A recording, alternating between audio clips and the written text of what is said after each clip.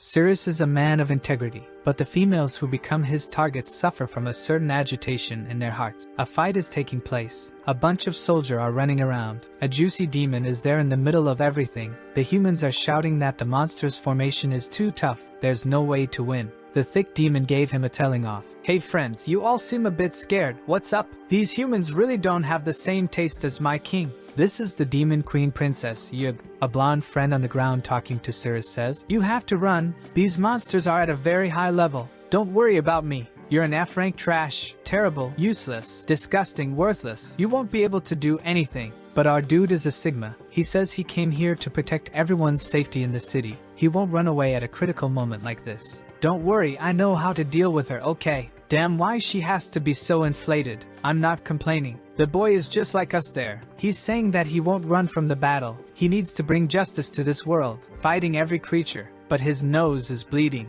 His friend tells him, stop acting crazy. My body can't even stand against her. How are you going to fight her? The goblin says to the queen, there's two alive there. She instantly orders to kill them, but our protagonist is stoic, standing there like a rock. Then she says she's going to make Sirius head a wine cup. But that's when the system rings. You need to add fuel to the fire. The queen is surrounded by a purple aura. She's in front of him and Jesus, she's that big? That would be a lot of work to do. But Elon Musk would envy my productivity. Her hand surrounds his entire head. She approaches with her big mouth to give him the lethal cruel blow. But suddenly the system shows. Full kiss completed. Sirius explains, his system can constantly increase his power if he can create agitation in female monster hearts. The blonde friend is there, Saris. What are you doing there? The queen fell to the ground on her knees. The goblins are asking, Princess, what are you doing? Sirius just gives that sideways look / the sword passes like butter. The queen recovers her consciousness and steps back. She's confused. What happened to me?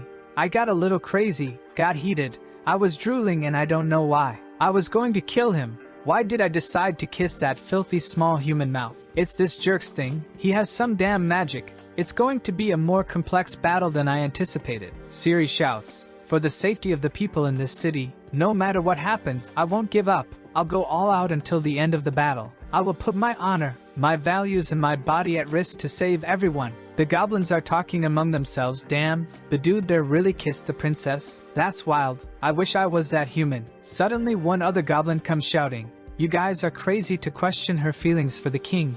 That human. He used some kind of magic, it must be. The queen is scared. I can't let the king know that I kissed a human. But there's something weird. Her heart is beating too fast. Sirius' little system says agitation value 15%. She sends the goblins to attack again. But he's stone cold as always. The trembolone goblin is already above, coming to give him that axe blow. Our guy is prepared and skillfully dodges the cut. But after blocking, his sword was screwed. He looks ahead. There's another coming with that hammer blow. At the right time he crouches. Right now his defense it's the same, but his attack has increased. He cuts the goblin, but he was also able to dodge. But his weapon was divided. But there's another on his back. Give me a break. What's this? Siri says. Goblins were supposed to chill out a little at the beginning of the series, but those are desperate to kill the dude. He takes that sidestep and uses an aura cut with his increased power. The blonde friend is shocked. How is he holding up all this? This isn't the power of an F-class. Look how confident he is. But man,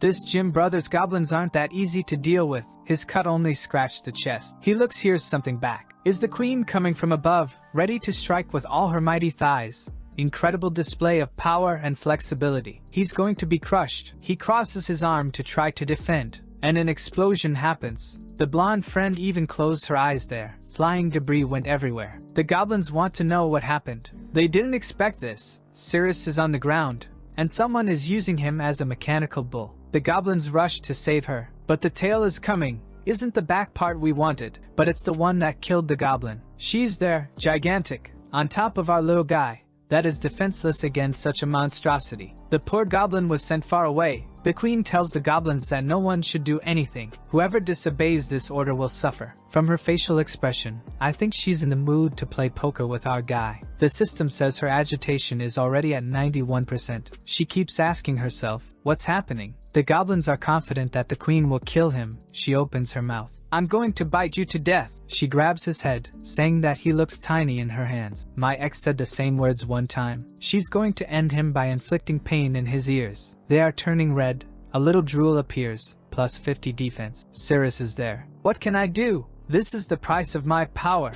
Even if it goes against my honor, I have to endure it for the safety of the people. Is hard, is squishy, is warm. But for the Empire, I will stay here until I have the necessary power to overcome this fight, no matter if it's an insult to me. But the Queen was puzzled. What am I doing? Why did I feel like doing this with this human? Our guy is trying to resist the strong sequence of blows she's hitting him. She says she hates him. She can't understand why her body isn't responding to her orders. She's a powerful creature. What's happening? Our guy is there, gaining 120 agility. The goblins are already celebrating. The Queen wants to kill him, right? I think so. But another one points out. Stop talking nonsense. You can see by her dog eye, red cheeks, and gasping that she's not trying to kill him. Our little guy is under there, gaining 130 defense, plus 150 attack power. He's just enjoying, getting stronger, he thinks. Now I have enough status to deal with these monsters. It's my turn to fight. He goes for a surprise attack in her back. She did want to get hit from the back, but not with that blade. So she says, "You are a traitor and an evil boy." She stopped him with the tail, then she grabbed him by the neck. He notices that he hasn't gained enough strength yet. Now the goblins are cheering again. I told you. She wanted to kill him. She's very cruel and was just playing mind games with that poor human. Our guy realizes he's without armor, but he's not scared. Look at his Sigma face. The demon stretches out her hands, getting ready for a lethal blow. And she's thinking that she has to endure it. She has to resist all this urge. But there's something building up inside her. The system says agitation value 100%. Our guy is being crushed. He's under the happy mountains. She's coming down. It's time for a delicious punishment. He says with his current strength he can't defeat this monster. His friend is there, asking herself, this is a fight? Our guy is already closing his eyes, repeating in his own head. For the safety of the city, I'll be a small sacrifice for the greater good. Even if she uses all her weight to finish me up, I'm not hesitating. I will stay here. I will fight to the end. It's time to show her what happens when I get serious. He throws his hand behind her head. I'll show you my power. He pulls her closer. Gains more defense, more strength, more concentration, more everything at this point. The goblins are all perplexed. A guy from far away saw everything. He says, "My beloved, what are you doing, babe?" He's the king and her husband. But look at her face, while our boy is all smiles. She looks to the side. Oh, it's the king. Cirrus thinks he won't take it well. The system warns. It's detected that the demon king took a critical hit. All your bonuses are doubled. But now the cuckold is going crazy, while she's there stuck to our guy, saying, "Hey, I'll explain. It's not what you're thinking." Cirrus is thinking, I don't know if my current strength is enough. But here comes another big bite from her. The bull shouted and went flying in their direction, telling the queen to get out of the way, hitting them with a sword strike that was defended. But Cirrus was thrown to the ground next to the blonde girl. She asks, "Cirrus, are you okay?" He gets up there, saying he can still take a little more. Staring at the broken relationship, he thinks how the king had disappeared and in an instant was in front of him. Not to mention that the attack power was much higher than he thought. The demon king says to the queen, "Didn't you say this wouldn't happen again?" "Per king, isn't even the first time." This is the demon lord Barrett rank A. He tells the queen that he has forgiven some of her small mistakes. So why is she still acting like this? She screams, the reason for all this is his fault. Why was he so late? Why did he take so long? Okay, the cuckold's fault is that he didn't come home on time. The king is shocked. What do you mean? Even the goblins got puzzled. She scolds him, saying it's all his fault. All this happened because he was late again. That's why she does these things. And he still has the audacity to question her and threaten her. The king is there, speechless, stuck, unable to say anything. She continues scolding him. "Why were you so late? Explain why you didn't get here earlier." She turns her head angry. The king tries to calm her. "Oh, my dear, don't get angry. I was wrong. I was dealing with other humans." Even the goblins are impressed with how the king lowered himself to the queens, accepting such a humiliation, while Cirrus and his friend want to secretly slip away while no one's paying attention. The difference in strength between him and the king is too great, so Cirrus helps his friend that has her legs hurt to get out of there. Back to the cuckold, the queen is saying it's all a problem with the king never being on time, that humans seduced her because he wasn't there. The angry bull accepts it. "It's true, my dear, no need to cry. It's all my fault, but it's all fine. I'm going to kill him now, so don't feel bad." She grabs his leg, saying of course she won't feel bad. He's the love of her life. How could she fall in love with someone like that human? Just because she couldn't resist doing all of that with him, that doesn't mean that she likes him. The king sees that Sirius is fleeing away, then asks the goblins, "Aren't you doing anything?" The goblin says the queen told us not to interrupt her fun cause she wanted to enjoy all that she could. The king gives a shout, "You bunch of idiots!" flying towards Sirius.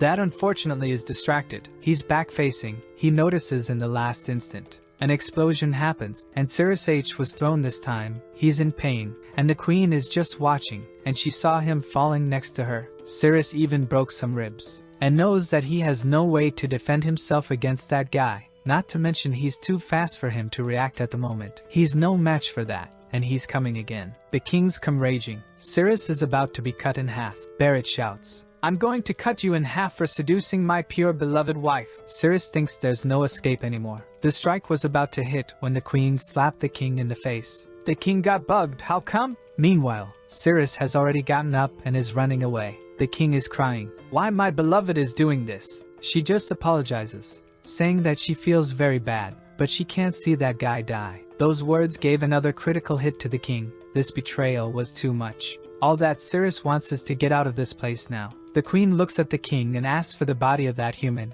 cause she wants to do her cruel attacks on him like she did before until he passes out. That was too much for the king. He couldn't take it anymore. He felt as if losing a battle would be 100 times better. Then says, "My dear, what are you talking about? Is that really what you wanna?" But she's going crazy. She needs Sirius right now. The king even had to hold her. While crying he says, "You said I was the love of your life. Don't go to him. I'm the king. He's just a small human." But she just ripped her hand off him, activated her power, jumped on him, saying she can't take it anymore. She needs to let it all out. What it is, I don't know. You tell me, my brother. She gives him a big hug, and the king from afar sees everything. While our guy is gaining more power, 140 more concentration, more attack, more speed. Look at his face in pain and agony, thinking that all he can do now is try to survive, right? The king asks, "My beloved, is it because I'm not good enough, or is it that human's fault? What does he have that I don't have? I'm going to kill him now for you." But she gives him that stare. "Don't bother us. We have a lot to do right now." He even fell to his knees.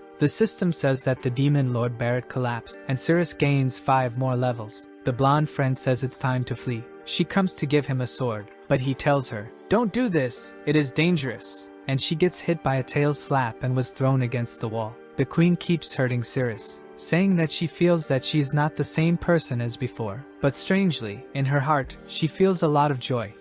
While she's in all that joy, the king is getting up, saying he's tired of this. It's all lies. He comes to hit her again. But when he saw her lovely face, he stopped, even though Sirius was right under her. The king didn't have the courage to hurt that beautiful creature that the queen was. He starts crying, turns black and white as if his soul got broken. Drop the sword. He can't take it anymore. His soul is already leaving the body. The system says Demon Lord Barrett has entered a total collapse and is about to self-destruct. 3 more levels for Sirius, queen, and she asks, "What are you doing, Barrett?" The goblins want to flee. "Let's get out of here, queen." But she's being held by the king that wants to go to the afterlife with her. This collapse of the king has finally made Sirius reach level 10. And with that he receives a new ability, the Pleasure Slash. Seeing that such a thick queen would die, our boy didn't hesitate to use his new skill to finish the king, cutting right through him. The Pleasure Slash is a skill where the body becomes a shadow, and you teleport through the enemy within 5 m, slashing right in the target. The queen is scared to see the king falling to the ground, but with that his self-destruction has passed. Our guy realized that if he levels up he'll gain more upgrades, more skills, while the queen shows how cruel she is. When she saw the king laying on the ground, she thought, he really had a weak mind and body. Didn't deserve someone like me. But even without a head the king jumped on her, hugging her waist. She'll die along with her promise. She says she doesn't want to, but he already activated self-destruction again. Our boy was already running when she saw the queen crying desperately. "Someone save me please." Our guy sent the slash, grabbed her arm. "Gotta save the juiciest one." Everything blows up, but our guy is gonna escape with the baddies, right? Everybody fell to the ground. There's someone above him and a lizard on top of his chest. It is the body of the demon queen Yug, but with a life value of 9. She took a little run by his body and went into his pocket. His friend is doing us a favor, but Sirius just wants to look at the system that says, "Lord Demon Barrett defeated successfully.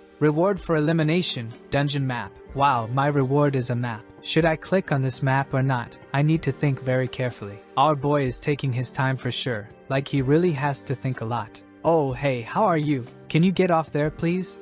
She finally got off. He clicks on the system and opens the map of the place. The map is showing everything, where the dead ends are, where the traps are, the resources you can get, and even the boss room marked. He's excited. This way they can go straight to the boss room without worrying about getting lost. The blonde asks, "What are you seeing there?" He says that it's nothing. Only he can see the system. He gets up there and helps her. That's when he feels something in his heart. He falls to the ground vomiting weird stuff. The blonde asks what is going on. The hand of our guy is already turning purple. The little finger is shining. Damn, broken little finger. What's happening? He's agonizing. Rolling on the ground, on his back there, something's already coming out. She asks what's happening, then comes to hug him. She feels that his body is hot as if he's catching fire. His little finger seems to have dissolved. Our guy is gonna lose consciousness in the arms of the waifu? After some time he finally recovers. She asks Cyrus what's happening with his body. Why is it melting? He explains that he was poisoned. The city of Warcraft was attacked 6 months ago. He saw a bunch of monsters fighting against the guild folks, and one of the guild members was carrying a box. The boss came to give a hit that landed right on the box, which was destroyed by the monster. When that opened,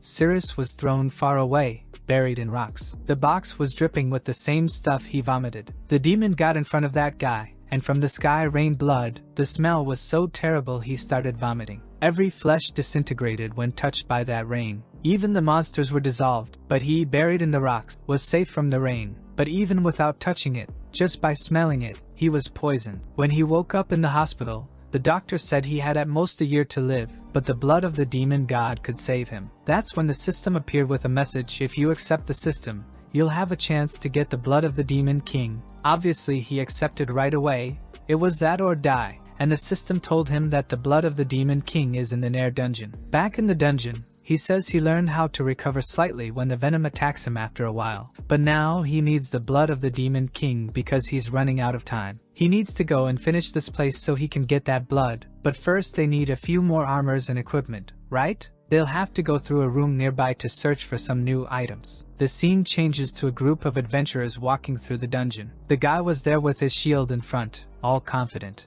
But his eye closed, and in a second a laser passed right through the middle of his face. The blonde guy told everyone to calm down. If you make a wrong move, you might trigger some hidden mechanism and kill another person. Even the tank, who was the most resistant here, died in one hit. But someone has to clear the way, so who's gonna go? Or who's gonna be dragged? The guy with the bangs shows up and says whoever has the lowest level goes first. Those are the rules. The weakest guy says, "You are crazy, I don't want to do this." But Bangs explains, "You already know what's gonna happen. You either die there or die here." Threatening him with the sword, he says, "You know the consequence of disobeying orders, don't you?" The blonde guy tells him to wait. He made a device that rebounds. Give it to the guy. It'll at least increase his chance of survival. But the psycho just cut it off, saying that is unnecessary. But his friend asks, "Dude, what was that?" That could have helped everyone. The guy with the bangs says, "If you show me other garbage like this, I'll kill you now, get up." The guy is shaking, thinking about the fact that he can die at any instant while searching for traps. He tries to be as careful as possible, step by step. It's a mix of relief and desperation. He just stares at the ground. The crazy guy says, "Come on, we don't have all day." He wants to lift his leg, but he's sweating.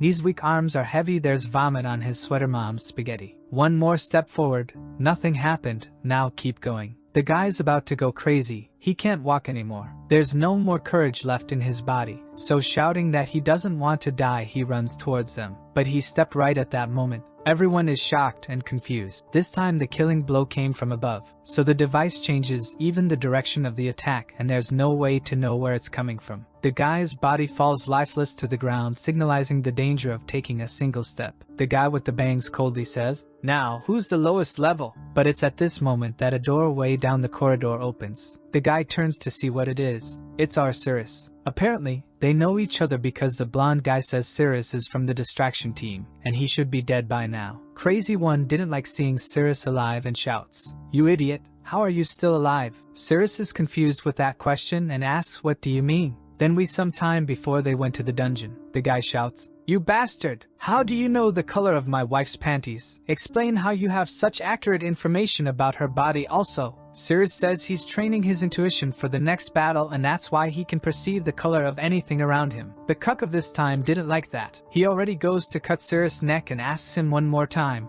"Explain, why do you know this? What's your relationship with her?" The cuck friends hold him back. "Calm down, Captain. You can't kill anyone in the city or you'll be arrested." Then hits his chest shouting, "I won't allow you to tarnish my integrity like this. I'll show you the result of my training. My intuition helps me with any gender, so I know this about you guys. The one on the right isn't wearing anything, you're wearing pink, and the two on the left are a couple." One of the cuck's friends looks at the captain and says, "Captain, I think we should kill this guy anyway. That's the best logical mature decision." But on the other side, the guy says, "Captain, you can't kill him. If they find out it was you, you're screwed." That's when they got an idea. "Let's put him in the bait group that goes in front. He's gonna die anyway." Back to the dungeon, Sirius is thinking, "Why did I meet the subjugation team again?" Cuck 2.0 says, "Siri, you come here now as the expedition captain. I order you to come." Sirius knows what the guy's intention. He wants to see where Sirius dies to know where the trap is. But the blonde guy tells Sirius not to move and says, "Captain, we can just go back the same way he came.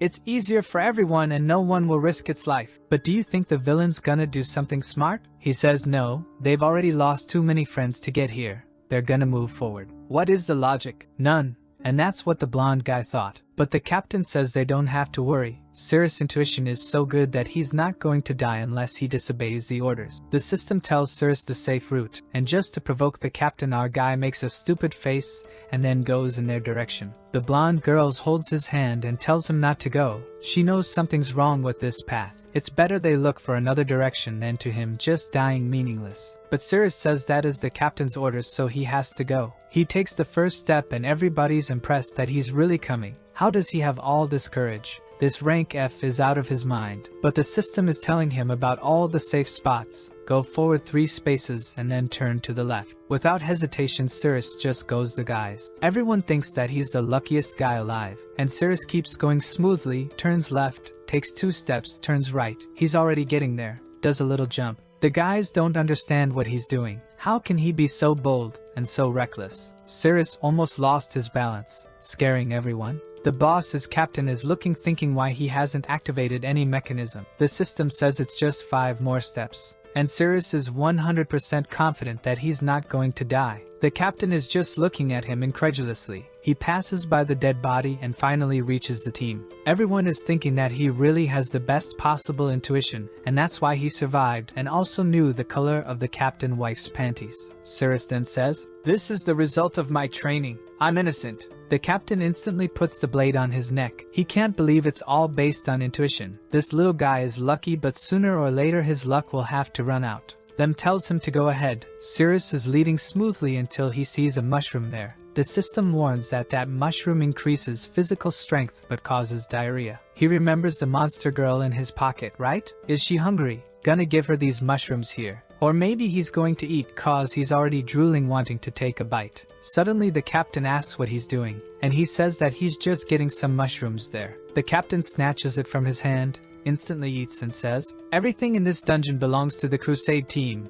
You can't take anything without permission." While he hits Sirius' chest, our boy tells him, "Alright, Captain, I'll follow your orders." He knows that soon the captain will have a bad time in this dungeon. The blonde guy says to Bella, "I'm sorry, I didn't know you were put in that group." At least she's being healed there. She says she joined this group voluntarily. The guy asks, "Why?" She just looks at Sirius. While he's there, telling the guy that that door there will lead to the boss, and the door next to it leads to a dead end. After some time her fracture has already been healed. Then he asks her, "Bella, don't tell me you joined this group just to protect that F-class trash imbecile loser." She says that it is correct, she wants to protect Sirius. But the guy explains to her that the investigation and bait group only serve for us to discard people. Whoever is in this group is just a waste of resources. The only way they serve is to die on the front lines. She shouldn't do something like that again. But it's alright, he's going to protect her. Sirius then tells the captain that this is the correct way. And he just tells him, "Alright then, go open the door."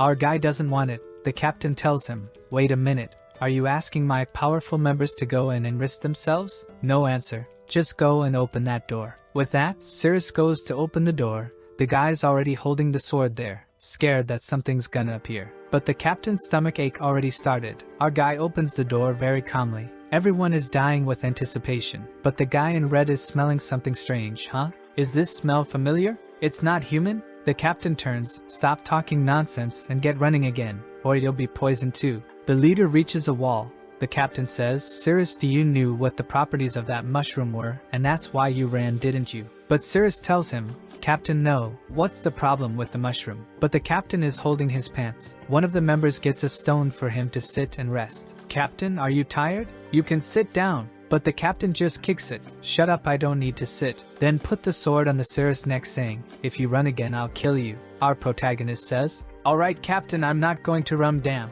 Then they keep walking. Cirrus is always given the right calls. Oh, don't step here. Huh, there's a big dragon right there next to it. Let's go this way to avoid the creatures altogether. Don't touch anything here. The captain finds it strange because the deeper we go, the less things they need to worry about. And besides that, they haven't seen any monsters yet. Is he really avoiding everything with his deduction skills? No, it's not possible. This guy would be eaten by a D-rank monster at any moment, let alone knowing the whole way. But Cirrus tells them that they were almost at the boss's room. The captain draws his sword saying, if we get to the boss's room, you won't have to be alive anymore. I don't know if it was luck, but yours ended here. The captain notices that on top of Cirrus, there's a pillar, so he activates an aura on the sword, sends a slash up there to hit right on our little guy's head. While it falls, he's thinking, it's just an F-class guy who died to a completely normal dungeon mechanism. But something suddenly appears from there. Cirrus tries to protect himself while everything explodes. Something hits the captain in the chest. A big creature that was inside the pillar faces everyone, while Cirrus ended up on the other side, separated from the group. The captain in shock. If he hadn't blocked it, he would have been dead. Our guy puts his hands on the stone thinking, damn, I'm stuck here. Then he heard a feminine voice saying, I'm a human being here.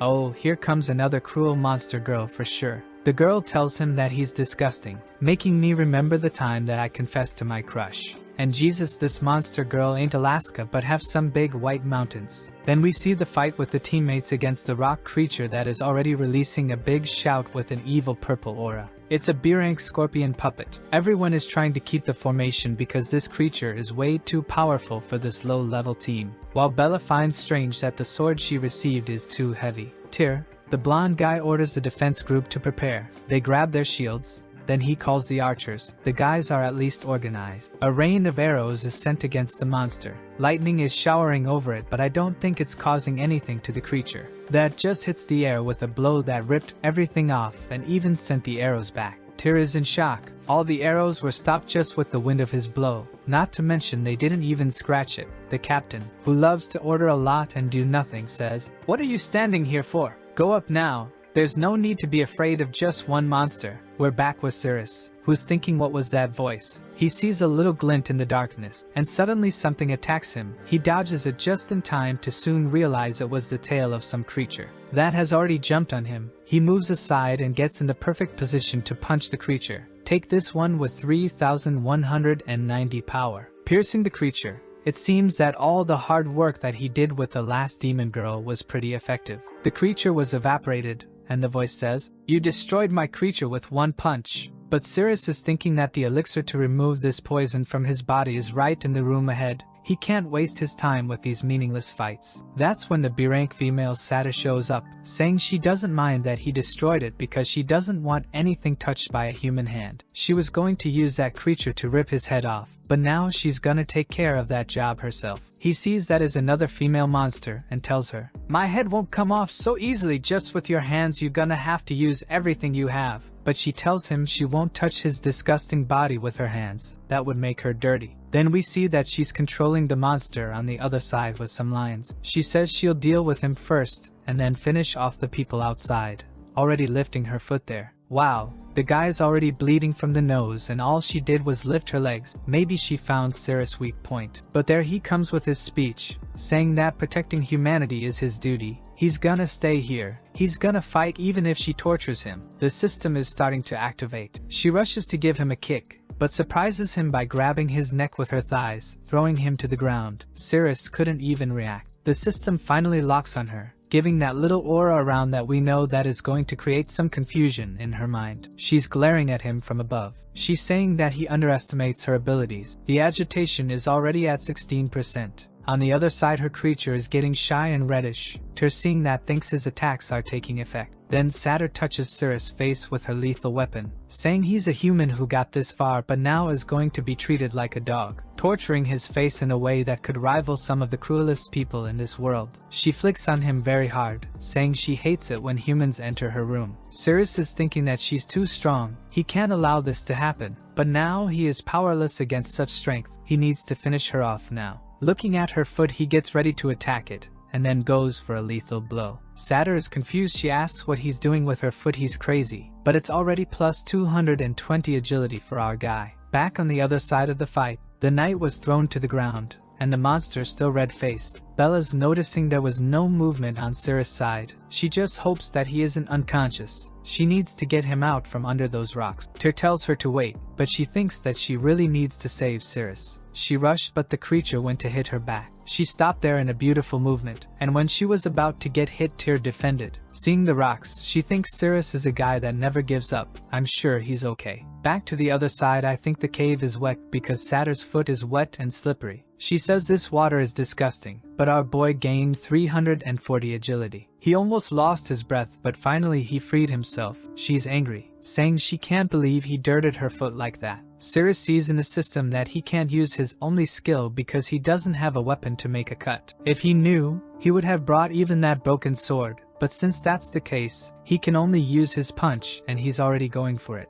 But Satyr easily dodges, giving him a nasty look. Now he really took a kick in the face. But you know what he did when he took that hit, right? The legendary popsicle hit. He was thrown far, but he gave her 54% agitation. Satyr started to whisper with herself, wondering what she's thinking. What's going on? She activates her line on the ground. She needs to kill this guy quickly. Pulls the line to one side, sends it towards Cirrus. He stares at it, then sidesteps and dodges. After all that intense battle with her, he has enough status to dodge and predict some of her movements. He raises his hand, focusing his mana, and cuts the tail in half. But there's something coming at his face. He took another hit, falling to the ground again. Satyr really likes this move. She says he was caught again this time, and he won't escape. He'll be suffocated by her strong hip flexors and hamstrings. But Cirrus is tired of this. He raises his hand, saying that he's going to show her the power he has in his grip, and then practices his forearm strength with all his might. But suddenly she hits him with a kick. Now she's really stepping hard. She's angry, saying that he should not use his nasty hand to touch her leg. She used the scorpion's tail he broke to lock him in the floor.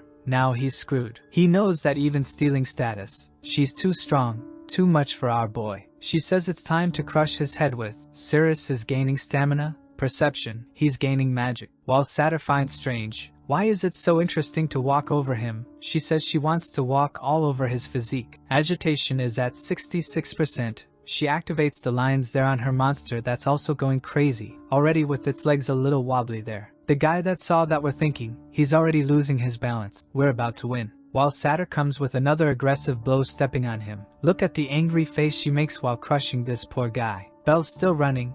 Go girl, one day you will arrive, I believe in you. But suddenly the scorpion's tail is coming in front of her. She defended, but it was a hard impact. Tyr sees she was thrown far, and the captain there hasn't done anything but poop so far. Cirrus is telling Satyr to wait, but she has no mercy. She doesn't stop. The pain is intense and the trauma is irreversible. The scorpion's tail this time is heading towards the captain, but he defends, sending the attack to the side that breaks the stone. Seeing that from the captain knew that if he hadn't defended it would have pierced him. In the poor boy's side, agitation is at 95 this time, and the monster is coming for the captain. He wasn't prepared to defend himself, but too late cause there's nothing he can do. The captain defends himself and sees that the creature hesitated in front of him, and takes the opportunity to use his ability. The tiger that runs through the body. A bunch of cuts were done, and he sends the monster back. The group is impressed, while the captain is so strong. My god, one blow and he pushed it back. Meanwhile, the cruelty continues. Man, this is turning into actual torture.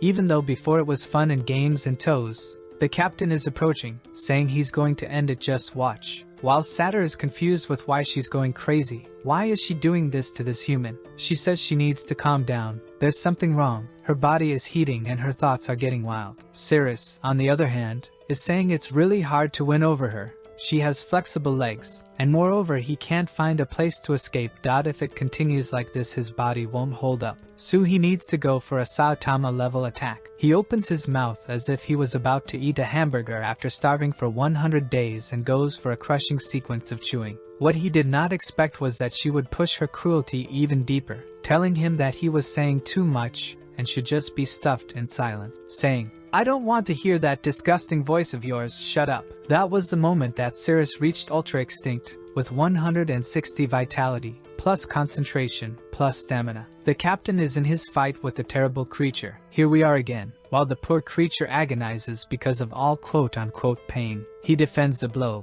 He's feeling himself. Everybody says wow, it's the classic captain's move. The big one fell to the ground, while she lifts her foot after a precise blow to our kid. Around the creature everybody's celebrating there. While our boy is gaining another 3000 defense, plus 4000 agility. She's torturing the poor kid, 3200 perception. The captain is confident. I'm very strong. Satyr was enjoying every second when she heard a voice in her mind. Satyr, why are so noisy out there? It's the lords and boss from this place. She backs off from Sirius. Not even his power made her stay. She's confused and scared. Even for a moment, she forgot the lord's orders. She needs to kill this human quickly. She clenches her fist. I'm going to fix my mistakes. But Satyr gained 10,000 attack power and asked her, are you sure you want to continue this fight? She's confused. His aura looks like the boss aura, the owner of this dungeon. Under such terrible pressure, look how big he is in front of her. Right now she has no chance after all that intense exhaustive fight. So she ran away scared. Sirius didn't do anything. Just got cruelly stepped on and let her go.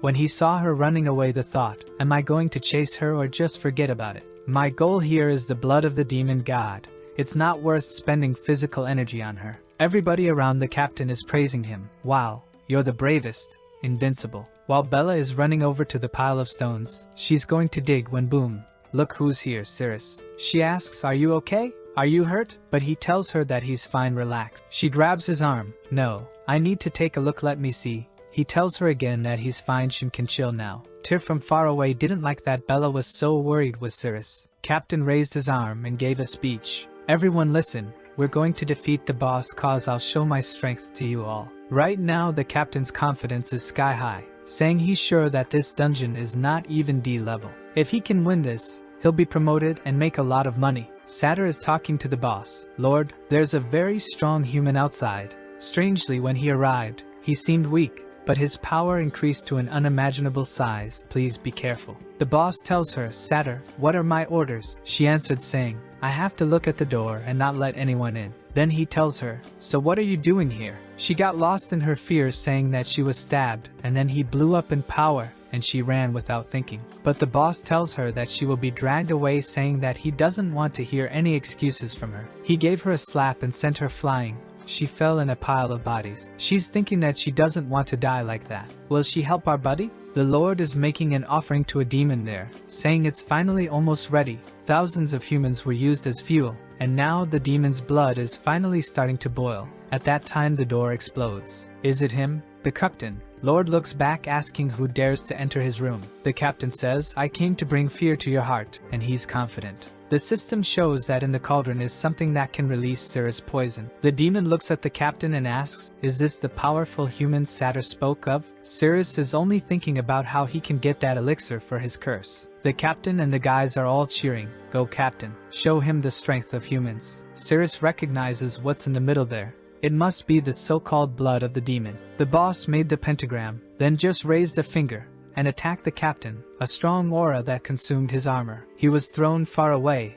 Everyone turned in shock, and he hit the wall. The soldiers were worried. Hey captain, are you okay? While the demon asks, is this the most powerful human Satyr was talking about? She really was a waste. The captain is there, finished and thinking, one blow and I was destroyed. It was lucky that I'm wearing this Dragon S rank armor my brother gave me. Otherwise, I would have died. The guys there come to help him up. Captain, your armor broke? But the captain is confused. What's up with this dungeon? Why are the forces of these beasts so different? It doesn't make sense for me to try to beat this guy. I'm gonna have to use my team to weaken this monster's strength, and then, when he's weakened, I'll act. That's the best course of action. He raises his sword, shouting, "Everyone follows my lead. Let's go for it. Everyone uses your special abilities." But Tyr says, "Captain, if everyone just goes without a plan, we'll suffer many casualties. It's better to use the strategy with the front shield." The captain shouts at him, "Are you questioning my judgment? Are you going to disobey my orders?" Tyr says that this is not the case. Captain tells him to shut up already. He turns to everyone. "Everyone grab your weapons and fearlessly go for it." Everyone rushes toward the boss, and the devil says, "You bunch of ants, it doesn't matter if you're alive or dead. Your flesh and blood are not even fit for an offering." Everyone's going for it, thinking that they have a chance. Now is the time to show him the difference between monsters and humans. But suddenly a laser came and wiped out everyone in a second. Cirrus saved the day, but the rest got toasted. The captain dodges to the side just in time, but his sword is done already. The boss goes in his direction, floating. "You now feel fear." The captain understood that he couldn't win. He needs to find a way out. Tyr was seeing the arms of his buddies all burned. The captain runs away, screaming, "Follow my orders, retreat!" But Cirrus grabbed him. The captain shouted, "You bastard, let go of me." Sirius tells him, "You said you were the strongest in this group. The battle with the boss isn't over yet, so you're not leaving." The captain swings his arm, trying to get away. "I'll do whatever I want. I'm the captain. If you want to die so badly, stay here alone." The devil raises his finger. "You invaded my home and now you want to flee?" The captain, in shock, "Look behind you, Cirrus. He's gonna attack with that power. Let me go." The captain don't understand how he can't release himself from that trash F-rank grip. Everyone's running away. "I told you to let go already." He's coming to give him a blow. He's sure he's gonna win. But Cirrus just holds onto his fist and almost breaks his hands. Then Cirrus tells him, "You have to keep your word. If you're the strongest, protect your group," and throws him. He went face to face with the devil attack. An explosion occurred. Everyone's was running away, and the captain's body fell on the ground. Our protagonist says, "Now it's my turn," pulling out his broken sword. The juicy Bella says she wants to stay to help Cirrus. Tyr also says he won't run away, but she looks at him and says, "You don't need to stay. I'll do it because of Sirius." Tyr says he knows, but he's the only rank B here. He's gonna destroy these creatures and he's not gonna run away. Devil warns everyone, "Even after seeing my power you are trying to escape? Don't underestimate me." But in 1 second Cirrus was about to cut his arm. He used that insta-kill ability of his. The demon dodged by a small fraction, but Cirrus took the opportunity to ran towards the ritual, scared by our guy's speed, who already ran off. The boss was confused with why is he running to the altar. Cirrus was really close to obtaining what he has been desiring for such a long time, while Tyr and Bella took the opportunity to strike the boss back. Tyr thought to himself, "That's the opportunity." But in the blink of an eye the demon stopped both attacks with his bare hands. Then he aimed at Cirrus, saying, "This bastard Tad is fast like a cockroach, but I'm going to end this." But Bella told the boss that she would not let him attack Cirrus. With beautiful cut and angle she trusted her sword with Tyr, making the boss lose his balance and barely missing the attack on Cirrus. He used the explosion shockwave to launch himself to the altar. He was almost there. His antidote was a 1 finger of distance when he was stopped. The altar was protected by a magic array that sent him flying to the other side of the room. The boss told him that he created the magic array and as long as he was breathing it would be impossible to break it. Cirrus told, "Makes sense. Just taking the elixir would be too easy. We need to kill you to proceed." That's when he noticed a leg by his side and went to see who it was, while Tyr and Bella were being beaten by the boss. That was saying that they were arrogant just by having the courage to attack him. Tyr and Bella fell to the ground while Cirrus was thinking, "What is the female monster that I let escape? How did she end up like this?" Satyr was a bit red, trembling and big, telling Cirrus to be quiet so no one knew they were there. At the moment Nasir the boss was saying that his ritual needed a calm place so he needs to finish them. It's time for their death. From far Cirrus saw everything and was scared that Bella was in danger. He gave a mushroom to Satyr and went rushing to help his friends. Satyr saw the healing mushroom and began to cry. The system told to Cirrus, "The female monster Satyr is developing affection towards. You completed the weapon requirements. Please choose one." Cirrus was surrounded by cards while Tyr and Bella were about to die. Cirrus shouted to the system to skip that. He needs to save his friends. But the system insisted he need to choose one right now. He picks up a random card, getting a golden and red blade, the exploding garment divine sword. He rushes behind the boss, telling him test his new blade. But once more Nasir grabs it with bare hands and tells him, "You fell for it. They were just bait. My target was you human cockroach, and now at such a close distance. Cirrus shouted, slicing Nazir's hands once more, but he could only leave a small scratch. Nazir laughed at his face, but suddenly all of his clothes exploded, revealing a Jewishish voluptuous curvaceous body that I know that no one expected to be a XX chromosome holder. Nazir got shy, asking where the hell her clothes went, while Bella and Tyr were asking themselves the same thing. This Cirrus stripped the boss? With an indomitable expression and a nose bleeding, Cirrus said that this monster was truly powerful. The sword that he got from the system has two effects. On the first strike, it explode enemies' clothes, but on the second one it activates the ultimate move, the Divine Sword Descent. Nazir was trying to cover up herself, saying that she never expected such a despicable move and that now she's really going to kill him. But without hesitation, Cirrus tried to attack her that skillfully dodged. Staring at her, Cirrus thought, my first attack exploded her top, now I need to hit once more to vanish her underneath the robe. Then I just need to knock off her face mask and I will be able to trigger the ultimate move that is going to kill her. All he needs to do is use his unique flash/cut, but the system tells him that he can only use that 6 more times. Cirrus tells the system that the only skill he has is an absolute trash. The system asks if he wants to turn it up, but he just says no, and teleports, aiming at Nazir's legs. Once more with a swift jump she dodged. In the air she was thinking about why he's aiming at her legs. He is not trying to destroy her lower robe, right? Poor Nazir. No hesitation, Cirrus goes for another slash. She calls him a filthy bastard and steps on his chest, sending him far away. He was able to stop himself with the sword, but his nose was broken. But for him that pain was much lesser than the cursed pain. So he rushes her once more. The skills has a 10-second cooldown, so he dodges some of Nazir's attacks while decreasing the distance between them. When the 10 seconds were up, he used once more the swift body slash aimed at the legs, saying, let's see how you can dodge from something so close. He felt that his sword went through something and knew that he had landed a hit, but when he looked up, Nazir was standing on her tail, telling him that if it was not for the fear of showing the mountains, she would have already killed him. Using a laser attack that Cirrus narrowly dodged, she kept striking while he was trying to gain time to use his swift attack again. But at some point he got cornered and had to deflect the attack head on. The explosions and shockwaves were extremely strong. Tyr couldn't believe what he was seeing. How could a F rank do that? Even he, who is AB rank, can't do anything. After the dust settling, Cirrus was impressed with his sword. They told to Nazir that now her attacks would be useless against him. Nazir told him that this was true. Was hard for her to kill him, but was easy to kill her friend. Already send in a fire strike in her direction. At that second, Cirrus used his swift slash to cut Nazir's nails. While he instantly went to Bella's direction, Nazir shot one more time in Cirrus' back, thinking that he was dumbing from turning back on her. But in the middle of the way he turned and faced the attack head-on again. Bella was there sitting in a very comfy and relaxing position. Just the shockwave was enough to break her armor, exposing you-know-what. Cirrus' strength that was exposed and became clear to everyone. Even Nazir was losing her patience with how hard it was to kill that boy. But that's when she notices that the ritual was in need of more firewood to keep going, or she would lose her 100 years of work. But Bella suddenly was feeling strange, saying her body was feeling hot, and I'm also feeling some extra warmth. Damn Bella. She lost her ability to control herself, and enveloped her hands around Cirrus' head. Panting in need of some more oxygen,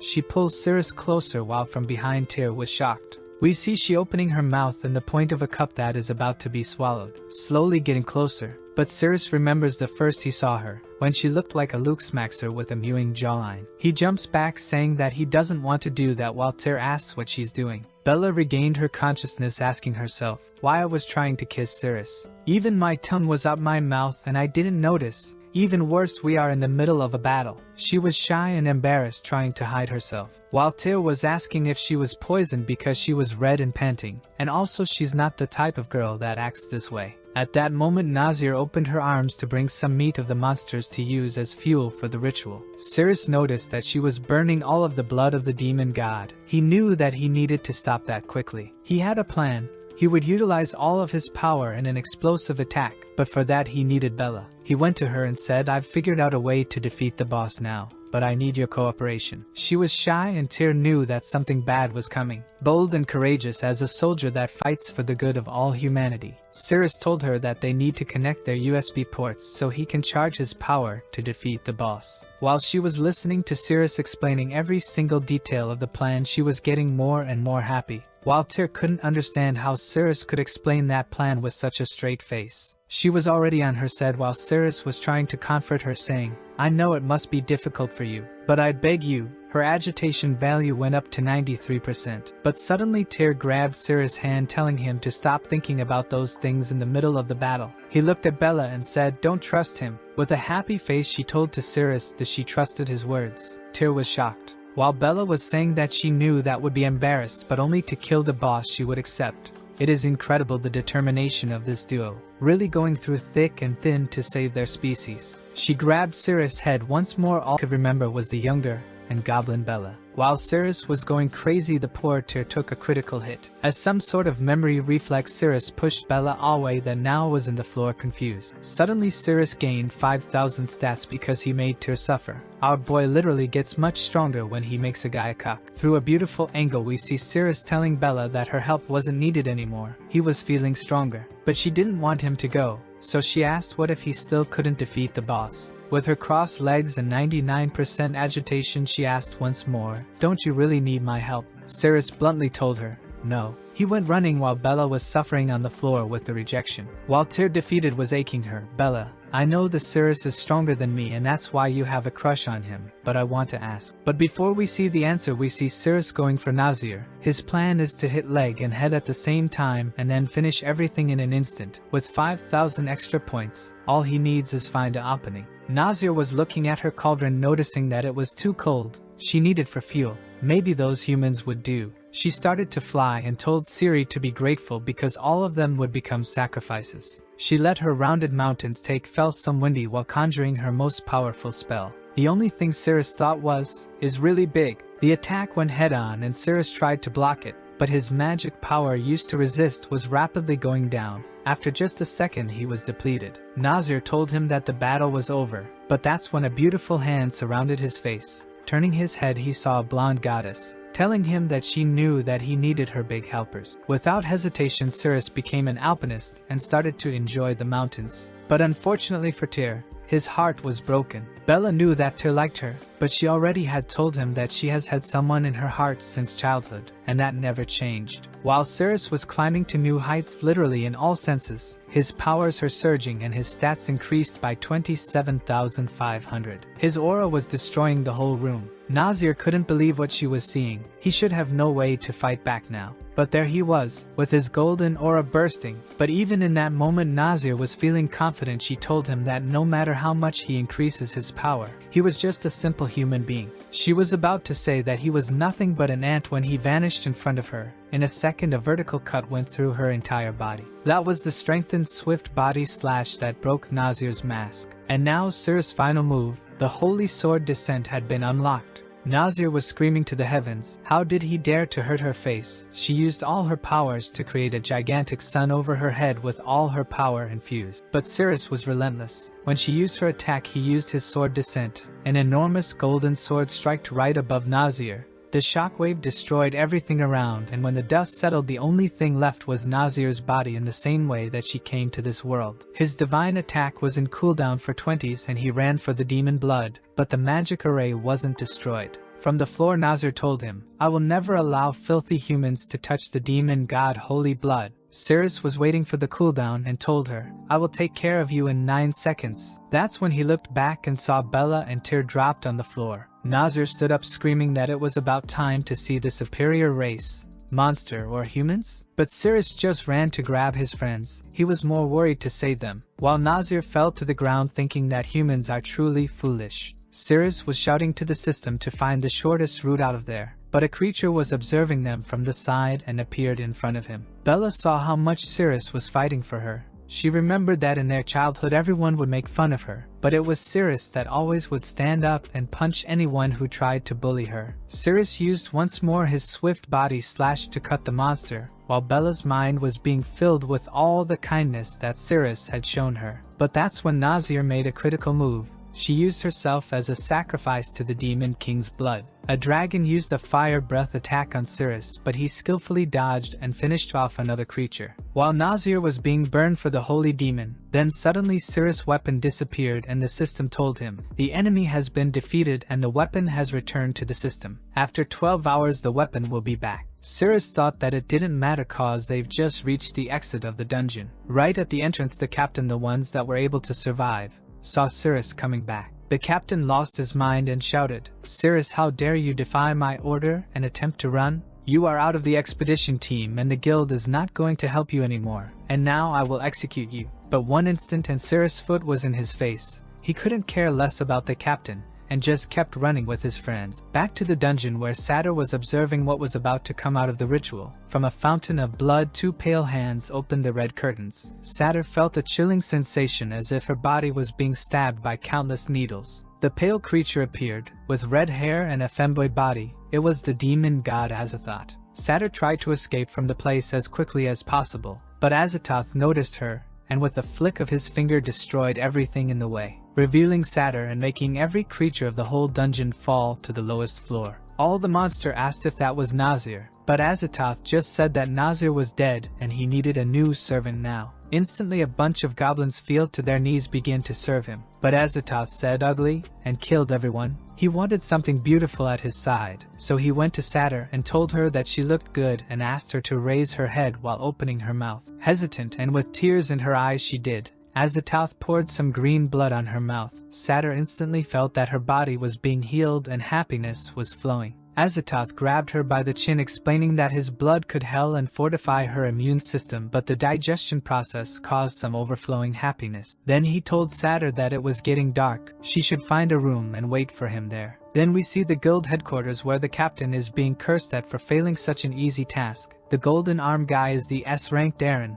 and is his brother. The captain was begging him, bro, help me, if I lose my position as captain we gonna lose everything and they will discover that we are stealing from the guild. His brother told him to shut up cause he already knew all of that. Then he asked, what is the name of the guy that went against your orders? The captain told him that it was Sirius. Darren told him that they would put all the blame on Sirius and he would be sentenced to death for desertion. Back to Satyr, she was feeling something soft and juicy touching her back. A warm breath made her ears red. When she got up and looked back she saw a white-haired girl with Pixar mom proportions. Is Azathoth. That explained that in the night she loses her strength and goes back to her original girl form. In that time she needs Satyr to protect her from anyone that tries to cause harm, and she should never think about hurting her cause. With her blood inside Satyr she can easily dissolve Satyr body. While this was happening, Sirius was running around searching for where the demon god blood went. He wasn't going to give up even if he had to scour every corner of that place. He had already left Bella and Tyr in the hospital. Azathoth explained that she needed her heart that was within the Heroes Guild. Even though at night she becomes a weak human, when the day comes she's going to retrieve her heart and recover 100% of her powers. That's when Satyr heard something. Someone was approaching. She told Azathoth that she was going to stop whoever was, but Azathoth told her that if she got more than 5 kilometers from her she would be instantly killed. Sirius was running for a door. He knew that it must be their cause. He had already searched every place, and the system told him that the blood was present in the dungeon. What he wasn't expecting was that Satyr with her skillful foot was about to kick him once more. She went for a vertical overhead attack, but she noticed that it was Sirius. She stopped saying, "It's you, the disgusting human being again." But strangely inside the room Azathoth felt immense comfort. That was the reaction that she should have when finding her heart. She was confused. Satyr told Sirius that Nazir was already dead, so he came back. He should hurry and leave the place. But Sirius told her that he was happy that recovered herself and could fight again. Maybe the mushrooms that he gave her were helpful? Satyr got shy and red, telling him that wasn't the case at all. Those mushrooms were the most disgusting thing that she has eaten in her whole life, and he should get lost. But her agitation instantly went to 71%. Bounty Sirius pointed to her, saying that he knew that she had some favorability towards him. Satyr vanished and tried to kick Sirius' face that was able to dodge. She was trying to step him once more. Out of shy she closed her eyes and kept stomping the poor boy, saying that he was disgusting. But when she opened her eyes he wasn't there. Sirius was running to Azathoth's room. In front of the door he could feel the presence of the blood of the demon god behind. But before he was able to do anything Azathoth suddenly opened the door. But he was running fast and wasn't able to stop his body. The only thing that could stop his advancement was a warm snowball. Cirrus retracted while Satyr asked who Azathoth came out of the room. Without hesitation, Azathoth grabbed Cirrus' spheres. While Cirrus was screaming in pain, Azathoth could feel that her heart was inside his future family nest. Cirrus freed himself, asking her what she was doing, but the system told him that she was the blood of the demon god. Cirrus was asking himself, did my antidote become a human? He made a small cut in her hands to drink some demon wine. Azathoth felt something strange, but the system told Cirrus that his curse hadn't been cured. Azathoth was smiling at his face. She knew what he wanted, but at night when she's a human her blood is ineffective. Satyr tried to kick Cirrus, telling him to get off her master. Cirrus went back while Azathoth was thinking,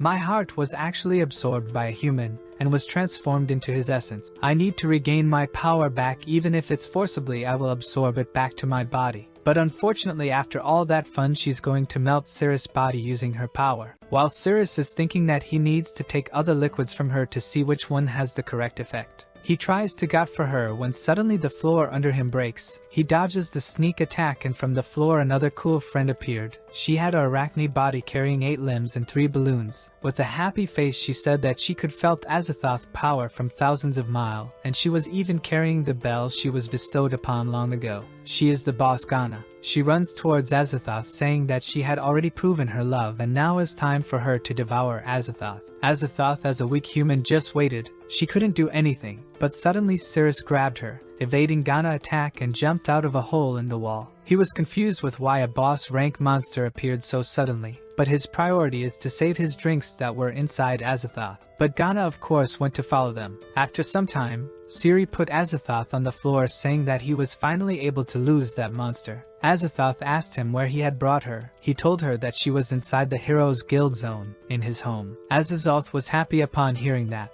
Now she can recover her heart and go right into a killing spree. So she grabbed Cirrus' neck, pulling him closer and saying, dear hero, I've been cursed by a terrifying monster. If I don't find a man to release myself, I will soon die. So please help me. I need you to save me right now. With blood in his nose, Cirrus told her, I'm a noble and upright hero. I will leave a like in this video cause we ran out of chapters, and turn on the bell cause when this series gets new chapters. Mamoru is going to release a second part. Do you guys remember that last episode finished with Azathoth trying to do some squeaky slimy things? The hero's face says it's going to be tough. He insists he's noble, a righteous hero who can't exploit others' vulnerabilities. But she's already floored him, claiming her whole body hurts and she needs saving. Striss is on the ground, fearing the embarrassment of this situation. He's an honest man with a pure heart, unable to take advantage of others. Yet his sense of duty as a man tells him when someone asks for help, he must save them from suffering. He can't stand idly by, he must act, sacrificing everything he holds dear and endure the pain and suffering alone. Meanwhile, Azathoth threatens to eradicate all future generations of him and then kill him. But at that moment, Cirrus notices something odd. She has a tail, but why is it in front? Suddenly it clicks. She has elephant member hanging. He slams her against the wall, demanding an explanation for this bizarre feature. Young collapses beside him and he keeps asking why she has it. Azathoth interjects, insisting she desperately needs help. He promised to save her. However, as dawn breaks, her body begins to change again. He can't back out now. Yug emits a glowing aura beside them, then suddenly grows enormous, declaring she's starving. She begs the boy for help, and Cyrus informs Azathoth that since he found Yug first, he'll help her first, and then her. With that, he dashes off. As he cooks, he ponders, if he doesn't help, he'll die. But should he help? Is he losing his mind? Azathoth appears behind him, impatient to reclaim her power immediately. If he refuses, she'll make him want it. Cyrus, abandoning his frying pan, rushes to save Yug, finishing his meal. Azathoth grows angry, powerless to suppress him right now. Meanwhile, Cyrus notices a little tail. When he checks on Yug, she's drinking cleaning products, claiming it tastes wonderful. Now that Yug's eating, Azathoth insists they deal with her problem. Cyrus suggests waiting, but Azathoth hurls him against the wall. Suddenly, the weapon's cooldown ends and he transforms.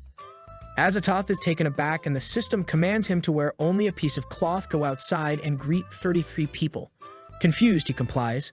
A massive golden door appears, warning that failure means joining those monsters on a party. Cyrus worries the cloth is too short. No matter how he wears it, he'll expose himself. He orders both girls to stay in the room and rushes out. Yuji marvels at his disguise, while Azathoth insists they wait until morning. Humble Yug offers a sip of bleach, but Azathoth declines. Cyrus decides to cover his face, at least then no one will know he's the crazy one. As he heads to town, Ganna senses their presence despite their escape. Cyrus rushes through the city, feeling like a mad pervert, that he must greet 33 people. Everyone chases him. Meanwhile, Zader approaches the spherical room fuller than the Milky Way. Yug hides nearby. Zader urges Azathoth to flee, warning it's a human's trap zone. But Azathoth argues it's nearly dawn, there's no need to hide. Once her powers return, she'll drain the boy dry and gain the strength to destroy the place, instructing Zader to fetch him. As Zader races through the city, she knows, after she hands the boy over to Azathoth, she'll drain everything from him and turn him into a blood pool. Then she stops on the roof, sees a bunch of people chasing someone. When she looks, it's our guy greeting everyone. He's already greeted 24 of the 33, and there are 4 minutes left. But suddenly, a monster appears in the middle of the city. When he looks back, what the heck, it turned into a dungeon. He tells the system to activate for him to have the extra attributes. However, the system notifies him that as long as he has a mission, he'll be a powerless F rank. The guild starts announcing there's a monster in the city and some hunters will help. A guy's holding the monster and asks for a weapon. Our guy passes by and gives him a slap, saying thanks for being my buddy. Suddenly, a knight appears and saves him. It's the leader of the A-class security group Kajak, who says it's ridiculous they can't deal with such weak creatures. Meanwhile, the vice president of the Brave Guild is asking for an escort. But right behind them, Ganna's coming like a madwoman, saying she can smell them. The knights turn and jump to protect. Suddenly, this Kajak guy comes to swing a sword at her head, but she arrogantly and gracefully dodges. She asks if he wants to get so close, and with a touch on the sword, his whole arm is cursed. He falls to the ground, warning no one to touch her. While Ganna says they're too fragile to deal with just this. Seeing him standing in front, she says it's ridiculous for trying to block her. Meanwhile, our guy has greeted 32 people, only 1 left. The president sees everyone being destroyed while Ganna says the way they scream in agony is amazing. She finishes off another and heads towards the president, saying she wants to hear one more scream. The president screams for help when our protagonist turns and sees them. Now that he's greeted one more, the mission is complete. The armor and everything are back. He tells the system to activate and draws a card. What he receives is the Divine Silencing Finger. Basically, he can touch his enemy's body from far away. And if the enemies scream in a cute, warm way, it'll increase the silencing power bar that caused damage. Ganna recognizes him immediately and goes on the attack. Up there, she says once she's done with him, she'll hunt Azathoth in broad daylight. Our hero activates the power and dodges retreating. As soon as the little hand activates, she feels as if someone touched her body. The value rises to 12%, and the silencing power is activated. She screams in extreme agony, and the power explodes, crushing her on the ground. She can't understand why it feels like he caressed the mountains. And as soon as she screamed, it feels like an invisible force hit her. Although not fatal, it's all very painful. Cyrus' face as she says his power is disgusting. Actually, the scream she accidentally lets out isn't just any scream, right? It's a high-pitched scream, let's say, the famous corn scream. But she warns that her body belongs only to the Azathoth and anyone who touched her deserves death, and she'll never release that high-pitched scream again. The system warns that the power of the scream is related to the power of agitation. Heading in his direction, she warns she'll finish him off and take his dead body to Lord Azathoth. She goes on the attack, telling him to die in agony.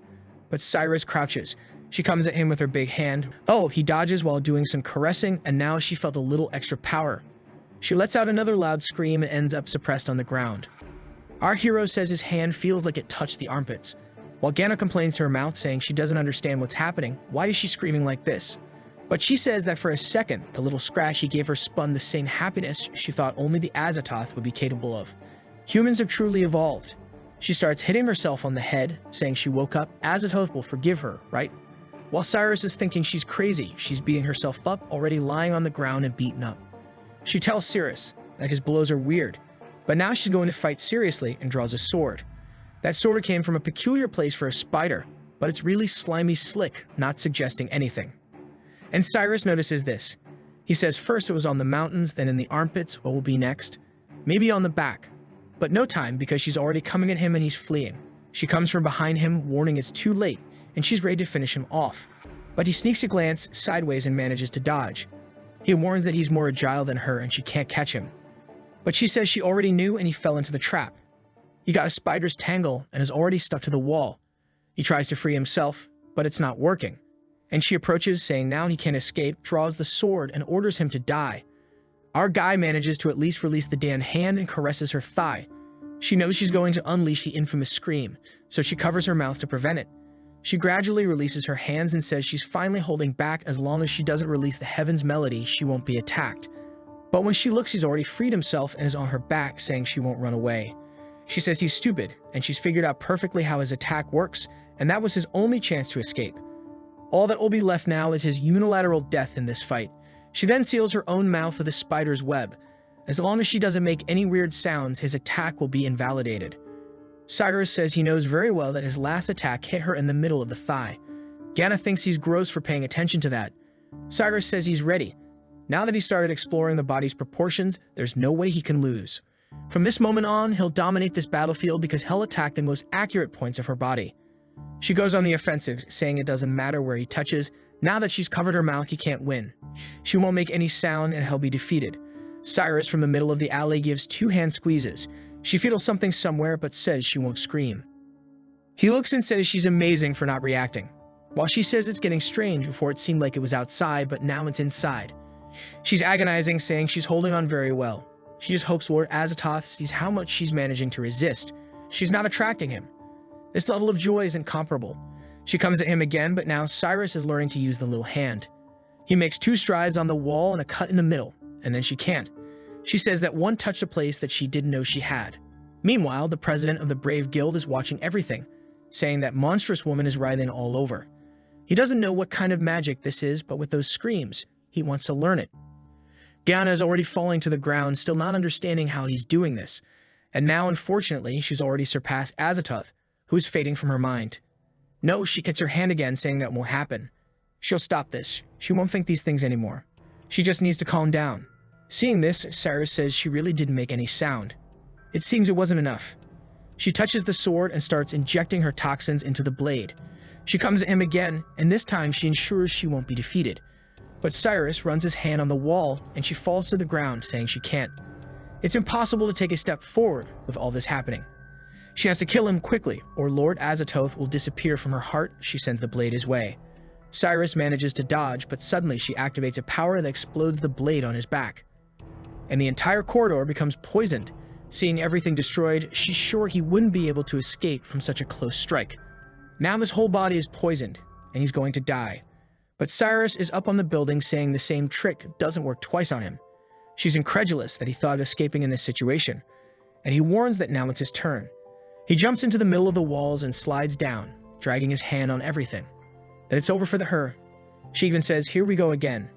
He keeps sliding and she keeps slipping, pleading for him to stop descending, and it feels like forever. He's descending so slowly. Now even the web blocking her mouth starts to give way. It opens and lets out a huge scream. The gift from Azathoth explodes. The whole place turns into an atomic bomb, and she's being consumed. Our guy just gaining power. After everything settles, she turns into a spider. With that, the enemy is defeated, and the weapon returns to the system. Our guy goes over there and picks up another one. Favorability is already at 100%, and he unlocked the Conqueror passive. After defeating a boss, he receives their exclusive abilities, and now he can poison his own weapon. But suddenly, Azathoth appears behind him and says that she got him. Meanwhile, in another place, Zader is pouring her blood on the floor, and at home, Azathoth vanished in front of Yug. The portal appeared in front of Zader, from which Azathoth came out asking where was the human. Zader got on her knees and told Azathoth that she unfortunately lost track of him. With a demonic face, Azathoth explained that Cyrus' system was her lost power, and if she doesn't recover it before night, she will become once again a powerless human. That's when the explosion happened in the middle of the city, and Azathoth felt the energy of the system. She instantly rushed, leaving Zader behind, who didn't know how to respond.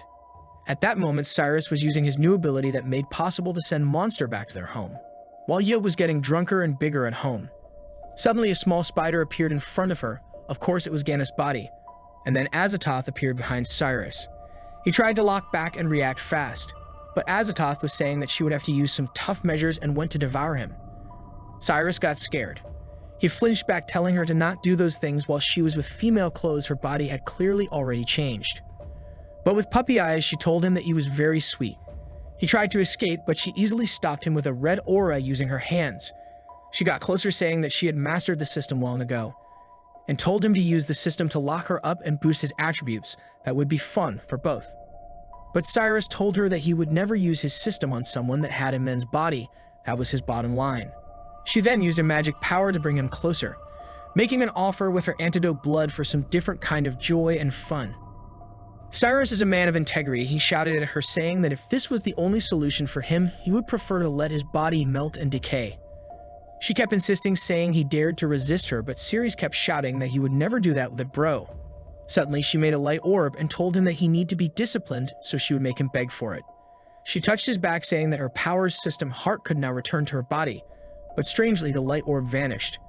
She was confused with that, and the system refused to return, and told her that all attacks against Ceres would be useless. Then the system asked Ceres if he would trade 50% of his life for a chance to kill Azathoth.